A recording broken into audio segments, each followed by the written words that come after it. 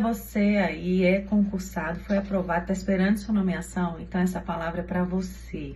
Eu estou feliz, algumas nomeações saíram agora no final do ano, mais que merecido. Eu sempre falo para vocês que isso acho que muda a vida, não é só do concursado, muda a vida da família de vocês, é um sonho de vocês, e acho que é por isso que eu tenho tanta responsabilidade, porque o concurso público mudou realmente a minha vida. Agora, mais ainda, acho que uma responsabilidade dupla, não é só entender isso e até lutar para que vocês sejam aprovados dentro de sala de aula, dando o meu melhor, mas também como deputada, lutando pelas nomeações por conta do impacto que isso causa na sociedade. Isso é o maior dever que nós temos como deputados. E é uma necessidade urgente, apesar de estar muito feliz com as nomeações que tiveram, por conta de vocês. Vocês merecem. Alguns concursos estavam inspirando, como o concurso da Polícia Civil, da Polícia Penal, a Civil, com déficit gigantesco. Todo o DF está com um déficit gigantesco de servidores, algumas áreas, em áreas muito sensíveis.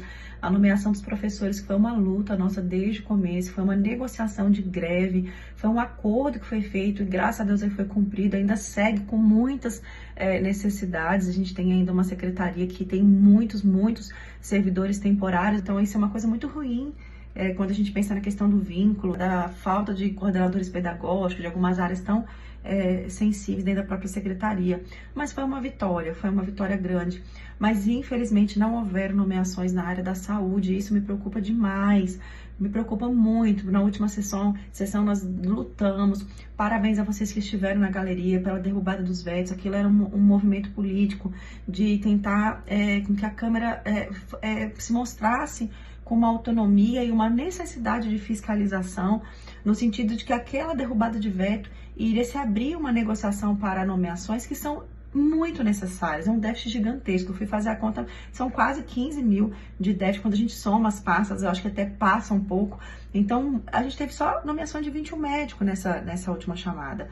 E a gente tem visto aí as pessoas peregrinarem nos serviços, hospitais de bandeira, por conta de déficit de pessoal. Não existe solução mágica. Era importante aquela derrubada na LDO e é importante que na LOA a gente coloque realmente esse previsionamento, porque é uma sinalização do governo que fala: eu entendo que existem áreas que hoje são sensíveis e que precisam ser priorizadas. A gente entende a dificuldade do executivo, agora como parlamentar eu entendo mais. Eu entendo a dificuldade orçamentária, de planejamento, de órgãos de controle, mas quando a gente tem saúde, educação, segurança e estrutura da cidade, obras, a gente vai ter que priorizar alguma coisa. E a saúde é algo muito delicado, isso é a vida das pessoas.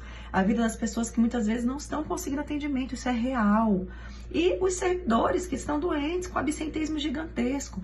Então, tá aqui o meu compromisso. Eu falo que o meu nome é Nomeia, mas eu falo isso com muita responsabilidade. Por isso que naquele último momento, ali naquela última sessão, nós lutamos até o fim pela derrubada dos vetos, porque as emendas que nós fizemos, que permite, que autoriza as nomeações, elas já haviam sido vetadas. Se a gente fizesse novas emendas, ela poderia correr o mesmo risco, serem vetadas novamente, porque foi ali um PL que tinha essa possibilidade de colocar emendas.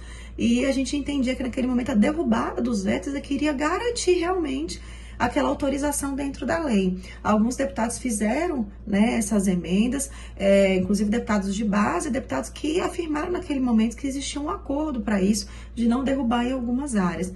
Infelizmente, a gente teve a notícia essa semana que foram também vetadas essas últimas emendas, então a gente tem um previsionamento muito ínfimo, muito pequeno, que não garante nem aí 10% da necessidade de algumas categorias.